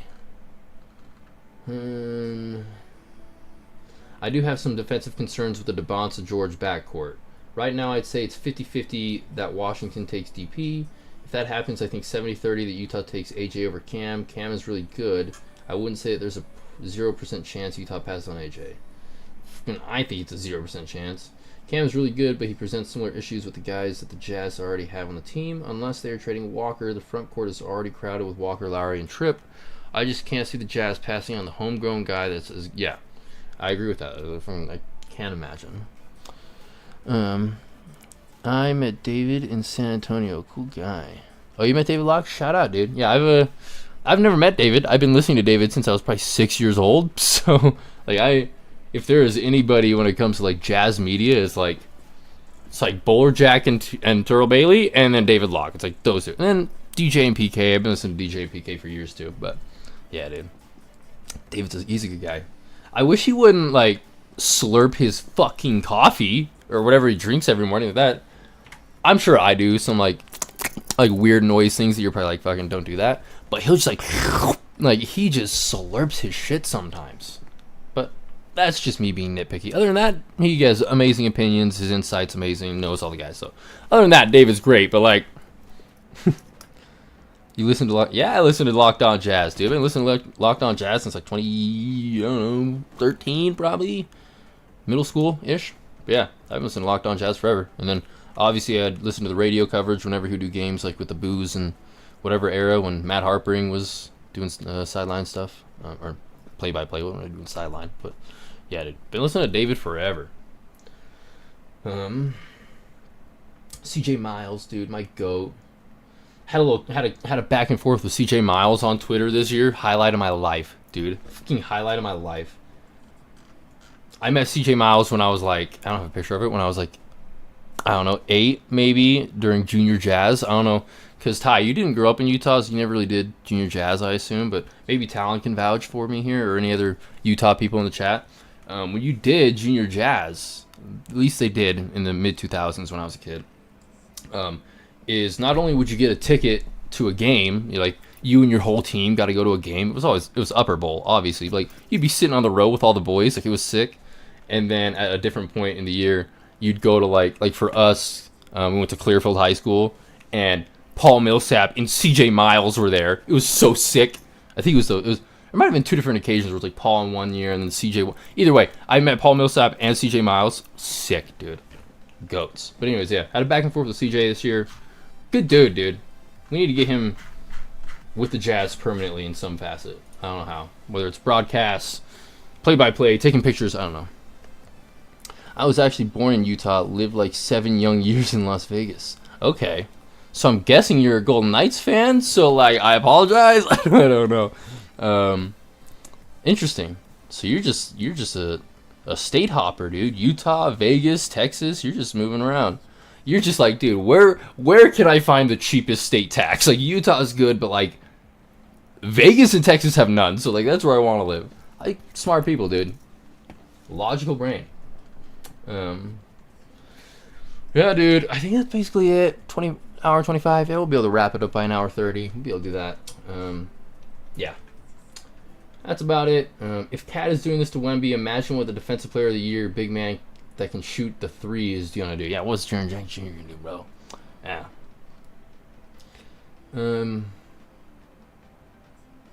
Ronnie Price, number of days until we draft DP, AJ, or Booze. Stream. Yeah, dude. I appreciate you. Thanks for jumping in, Ty. I've noticed the earlier I stream, obviously, the more active people are, which is like, duh. If you're streaming at 1 in the morning like I do, you're not going to have many people watching, which I get. But it's also YouTube, so like I'm kind of doing it for like people to watch, like post live, because that's how YouTube kind of operates. But I appreciate you for hopping in live. I'm going to try to start streaming more, you know, earlier time frame so people can watch. But yeah, other than that, we'll wrap it up, boys. Follow me on Twitter if you don't already. Links in the description down below. Just post casual stuff. The links to every live, that kind of stuff. We're filming a new episode tomorrow with a diehard Thunder fan. We'll be out on Wednesday. Let's go! Diehard Thunder fan. Well, you can tell him that I'm sure he's a great guy, but like, man, is he lucky to have Sam Presti as his GM. Holy shit, dude. What I would give. Actually, I'm an Eagles fan, so I have Howie Roseman as my GM. So like, when it comes to football, I get it. I already have that guy. So I'm appreciative of him, so you guys should be appreciative of Sam Presti. That's what I'm saying. No echoes either. Good, dude. Good. I'll still listen even if there is echoes. Okay, I'll figure it out. But yeah, links in the description for my Twitter down below. I post the link to every live when I go live. And then I'll post stream highlights every once in a while. And then I'm trying to like eventually just kind of post more like general thought-based tweets, like what Twitter's for. But every time I do that, nobody likes it or comments or says anything. So like, I feel like I'm talking to a void. So until I kind of get people interacting, I'm not really going to post that stuff. But yeah, that's the Twitter. Follow me there. We'll do our nightly shout out of all the YouTubers. Starting off at the top of the list, you got James Hansen, Hoops Nerd. He's the top of the top when it comes to Utah Jazz Media YouTube personnel. So follow him. Hoops Nerd NBA. Good dude. Oh man, we're gonna continue. I appreciate you, Ty. Good dude. It's my guy. Obviously Locked on Jazz. David Locke. You guys follow David Locke. You know David Locke. He's been doing new thumbnails. I don't know if you guys saw that. So like, shout out to the Locked On Media team. Looks better. Obviously next on the list, we got the GOATs, dude. We got T-Talk, Ty and Talon. We're definitely not going to listen to the echo right here. And then the security guard comes up to us and he's like, where's the echo, dude? To do that? No echo at the end. Go ahead, tank for... It's a cool thing, but I have a story. So, okay, so we were watching... It's lit, dude. Echoes are lit. But yes, if you guys did not see from the zoom in of the Keontae highlights, we got Ty, the GOAT right here, the man in the chat, the man who just typed that, dude. It's my sister. Yeah, that's what you said. It was your sister. It was her echo, but like, we know it was you, dude. Stop lying. But yes, Ty, right there. He's in the chat. Good guy. Rate that hat. Dude, the hat's sick. That is a sick hat. And so is the banner. I was like, where are they getting all this media stuff? Like, did you go to a website to like print out this T-Talk flag banner? Like, that's sick. And the hat's dope. It looks custom. Kind of like in its own like kind of way. Is that custom? I don't know. And then there's Talon, nicknamed Minecraft Steve, just because his jawline is so chiseled. Like, it's a compliment, really. You know what I mean? Like, that's like somebody walking up to you like, "What's up, Giga Chad?" It's like, you telling me that I'm jacked right now? It's like, "What's up, Minecraft Steve?" Are you telling me that like I'm chiseled, bro? I don't know.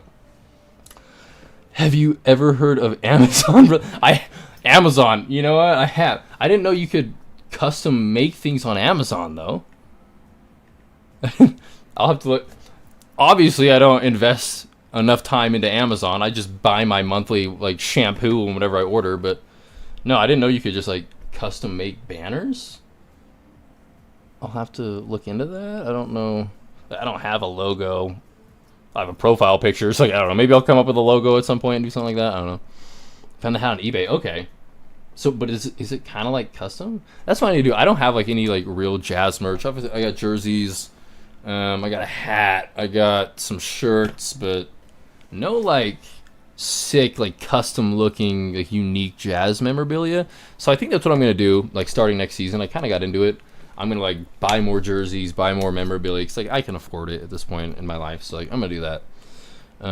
Just bought another one tonight, dude. All right, I'll have to scroll on eBay, just like try to find some merch. But yeah, dude. Games and like Well, I wouldn't really say. I don't think there's echo here. Get a little. Heck, listen, that's disgusting. The goats. That's disgusting. Let's get it. Because Let's get into I don't even know if that would make the Cavs better. No. They did talk about the Cavs in that episode. You guys want to give that a listen? That's the boys, dude, and the sister. T-Talk. So what? You guys upload what every Wednesday, I believe. T-Talk every Wednesday. Looks like anywhere between an hour and hour and a half kind of level podcast episodes. So if you guys aren't already following T-Talk, what are you doing? Give them a follow. They're on Twitter. Ty, you can drop your Twitter handle if you want to. Follow them on Twitter, bro. Follow on YouTube. I don't know what else they're on, but yeah, at 2cuz Cuz like COUZ, like Coos, 2cuz talking, whatever. 2cuz talking. I'm sure if you type in T-Talk Jazz, it'll come up. So give them a follow. Great guys. Moving down the list, we got Salt City Hoops. Does a podcast. I think it's every couple weeks. And again, it's another hour and a half long listen. So if you guys are lacking any kind of jazz media, whether it's between us, T-Talk, David Locke, if you're just needing more, you got an hour and a half from Salt City Hoops. They do good stuff there. Obviously the GOATs. Jazz Men. The boys. Jacob. Javin. Spencer. Great dudes. They uploaded today. As I said, I'm already an hour through or so, or 45 minutes, whatever it is. And Williams up in the corner. Great dudes. They do, like, when it comes to interactive jazz media, they're number one. They're the GOATs, probably. Like, I will come on here and ramble and rage and yell and make funny moments. T-Talk, the Talon and the Ty, they are like interview-based, logical thinking, experienced jazz fans, know their shit. Then you got David Locke, he's like the insider, knows all that. But if you want to like go in the comments and try to like play a fun little interactive game, like which jazz player is this, blah blah blah, Jazzmen are the shit. Give the Jazzmen a follow. They really are good dudes. There's Jacob there. We got Spencer there. We got Javin there. Also, I don't know if Javin wants to like ever re-listen to this. You got to do a little tattoo showcase or something because he's tatted up and it looks sick. His tattoos are sick. So Javin's got to give a little showcase of that one day. But that is the Jazzmen. Give them a follow. They are on Instagram. They are on TikTok and they're on YouTube. I haven't found their Twitter. I don't know if I'm just searching wrong. But give them a follow. Great dudes. At Jazzmen Podcast. They're also on Apple and Spotify. So yeah. At Jazzmen Podcast. And they're over 50 subs. They broke 50 the other day, so they can do live streaming purposes. Also, while we're at it, guys, I hate to go back to T-Talk. I don't hate to. Boys, they're 5 subs away. They're 5 subscribers away from being able to stream. And they want to stream for the draft. So, boys, if you're watching, whoever's replaying this, whether it's the 4 viewers that are live or the anywhere from 20 to 100 people that watch after, go sub to T-Talk, dude. What are we doing? Get them 5 more. If you got to make 5 fake accounts, do it. Get them to 50. In fact, that's what I should do. Maybe tomorrow we'll do the whole stream where we make fake accounts just to sub to T-Talk so they can get to 50 subs so they can live stream the draft. Let's get them there, boys. Let's get it done. Let's get it done. All right. More people. Utah Jazz DNA. Darren and AJ. That's not me making a pun. Their real names are Darren and AJ, and we might draft a Darren and an AJ. It's very funny. But DNA, Utah Jazz DNA, great dudes. They've been making content for years now. They don't do just Utah Jazz. There's a Mammoth channel. I think there's a Utes channel. Yeah. So when it comes to just general Utes sport or Utah sports, they're the move. DNA Sports. They're the shit. So Utah Jazz DNA, give them a follow. Jazz Smack. Yeah, dude, give them all a follow, T-Talk. Give them all a follow. Jazz Smack. Jazz Smack does great content. He makes a video during the season. It's like every week or so, but he hasn't really done a lot since the season ended. But he is Boris. He's a really good dude. The NBA Combine numbers are in. Been looking forward to this for a long time. We've had a week to look at them. What do they mean for the Utah Jazz? Let's talk about it. Jazz Smack. So he's a good dude, Boris. He's kind of like an analytical kind of mind. I've always noticed he's very smart. He's a very smart thinking guy. So, and he does normally about 30 minutes or so of episodes. So, go give him a listen. He's got another guy on every once in a while. But yeah, very good. In fact, it looks like every episode. So maybe I'm missing on Diego here. But yeah, Boris is doing most of the stuff. So good guy. Give Jazz Smack a follow. And then down the list, Sporty Spent 17. Where we been? The GOAT. Sporty Spent 17. He's like, when it comes to cinematic jazz content, visually pleasing videos. NBA lottery was today. It's definitely been one of the better days. Nice as a Utah cuts, Jazz fan. clean, good editing. Pick. Let's go. So excited because I remember. So yeah, dude, Spence is a good dude. So yeah, Sporty got a post. Yeah, dude, he's great. I don't know. He doesn't post as much as I want him to. Like, I wish he was like an everyday jazz creator. Like, I'd be watching his shit every day. But yeah, Sporty Spent 17. Give him a follow. Really good dude.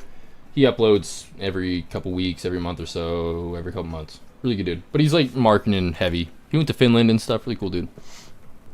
Next, we got Wraith. The boy Wraith. Cole. He's a really good dude. At Wraith Hoops. Give him a follow. He does videos, live streams. He's been doing content for the Jazz since we traded for Colin Sexton, because he's a really big Colin Sexton fan.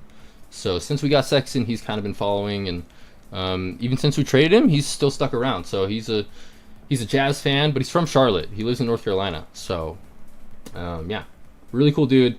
It's awesome to have, again, whether it's Texas, North Carolina, it's fun to have Jazz people all the way around the country just to show love and support, dude. It's great. And then other than Wraith, we've got two more. We got Coleman Sports. Give Coleman Sports. He's a good dude. He's live right now. Probably Minecraft, I assume. Oh no, he's doing hockey. He's doing hockey live stream. Okay. But yeah, Coleman Sports. 24 minutes ago. Haven't seen it. The Jazz Cast. What would they say? I wish so bad me and Talon's reaction was on record for the lottery. It was just like, yeah, dude. Mine wasn't. Different topic, different day. I live with my grandpa, and he's like a stern, like really old, angry, typical old white man. And he was like, do not yell. If you yell, dude, I'm going to turn off the TV. Just like, if you're happy, be happy, but like, don't run around and scream. So I was just like, holding in my excitement. I still got up and ran around, like, F that. But like, I wasn't like screaming like I would. Because if you go back, my first stream was the night after the lottery. I was like, F this, dude. I'm going to start streaming. I'm going to start doing this. So I probably should have started streaming 2 or 3 days before, so I could have been doing it live. But it's all right. We're going to be here for the draft. So whether it's, DP, AJ, whatever, we'll get that reaction. So that'll be there. But yeah, Coleman Sports 23. Give him a follow. He does Jazz Cast every day up until the draft. Welcome back to the Jazz Cast. It's your favorite ginger here. It's your favorite ginger? Excuse me? I think I am. I should be the favorite ginger. Thank you very much. So, other than that, Coleman, I agree with everything you say, brother. Yeah, Jazzcast kind of does like a David Locke kind of format where he gives you certain topics that he talks about throughout the day. But his episodes are really short. Not really short, but if you want quick, a shortened form David Locke kind of format, give Coleman Sports 23 a follow, because Jazzcast, again, it's like 6 minutes, 4 minutes.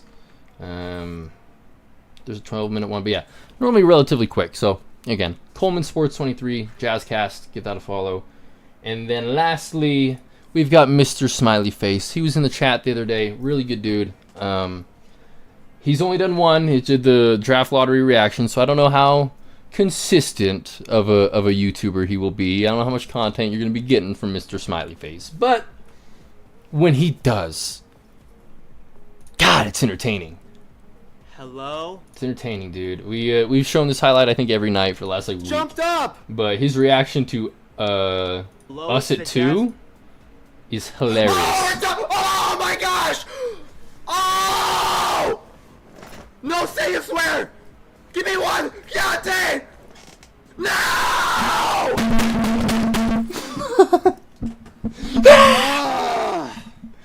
Fucking rages. So that's Mr. Smiley Face. He's a hell of a personality. In fact, what's his outro, dude? Is that, I remember him saying doing something wild at the end. Get like 6. I'm gonna be honest, bro. I thought we were gonna get 6. Hey, W, jump up. See y'all boys in the next video. So there's Mr. Smiley Face. If you guys need some entertainment or some energy to watch some jazz content, give Mr. Smiley Face a follow. But yeah, other than that, I think that is basically every other jazz YouTuber that I am aware of at this point. If there's any other jazz YouTubers, let me know. Send them my way. I will give them a follow, give them a shout out, as we do every night. Because this is a growing community, guys. If I eat, you eat, vice versa. We're a growing jazz community. I don't know if you guys are aware, but we're not the Los Angeles Lakers or Golden State Warriors or New York Knicks for that matter. So we need a little more oomph in our growing of things. So again, if you guys know of any creators, whether that be Twitter, TikTok, Instagram, YouTube, that you think deserve shout outs every night, please send them my way. I will do it every night. I don't care if it takes me 15 minutes every night. I will do it. But yeah. Other than that, that's pretty much it, boys. I guess we can just end it on going to my channel. But yeah. I appreciate you guys. In fact, got 2 subs today. Shout out to the 2 new subs. I appreciate you guys. I appreciate you guys. You're always going to get that shout out. But yeah. Other than that, I appreciate you guys. I already did the ramble. But follow me on Twitter. It's always appreciated. Link down below. Follow me on TikTok. That link is also down below. In fact, it's not a link. It's just my handle that you can search. At Real Zachary Roy. Give it a search. Mainly just stream highlights is what's going to be on TikTok and stuff for now. But it's interactive. So, like, fun. I don't know. But yeah, that's that. Sub to the YouTube channel. When you do hit that sub, turn on the notification bell to get notified whenever I go live or whenever I do post. But YouTube's fickle. It doesn't always notify you. So I recommend following me on Twitter and turning on the notification bell there, because you will be notified 100% of the time whenever I post. So, and I won't let you down. I will post the live link and everything every time. So follow me on Twitter with that notification bell. But other than that, sub to the YouTube channel. Smash that like button. It's appreciated. I don't know how many likes we got tonight. 3 of them. I'll take it. But yeah. Smash that like button. It really does help the algorithm a ton. Yeah, the videos that or the streams where I get a lot more, it typically does better. So likes, comments, always appreciated. Typically, how we do it is every night until the draft, I need you to comment down below. Do we want to draft blank? And should we draft blank? You let me know whether that's 2 different players or 1 different player for both answers. Who do you think we should draft? And who do you want us to draft? It's that simple. Let me know in the comments below. New pod coming soon. More shorts too, of course. Got a lot of great questions for this Thunder fan. Heck yeah, dude. T-Talk. You guys check that out Wednesday. It's going to be good shit. But yeah. I appreciate you guys. We will talk tomorrow. I will try to stream a little earlier tomorrow. It's a Sunday, so we'll see what happens. But yeah. I appreciate you guys. Especially you, Ty. I appreciate you. Have a good night, boys.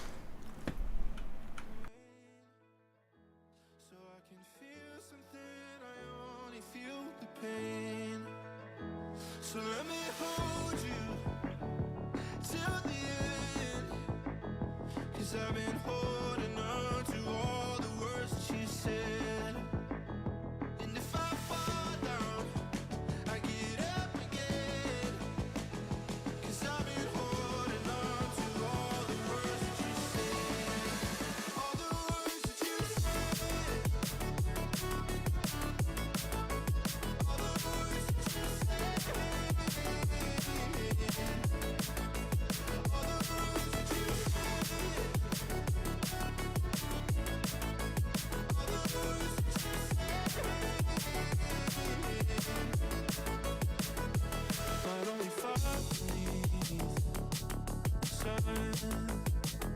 Cause honey, you and I are always on the run. Gonna be loving you. Saying, why do we feed the fire when we can breathe the flame? So let me hold you till the end. Cause I've been holding on to all the words that you said. And if I fall down, I get up again.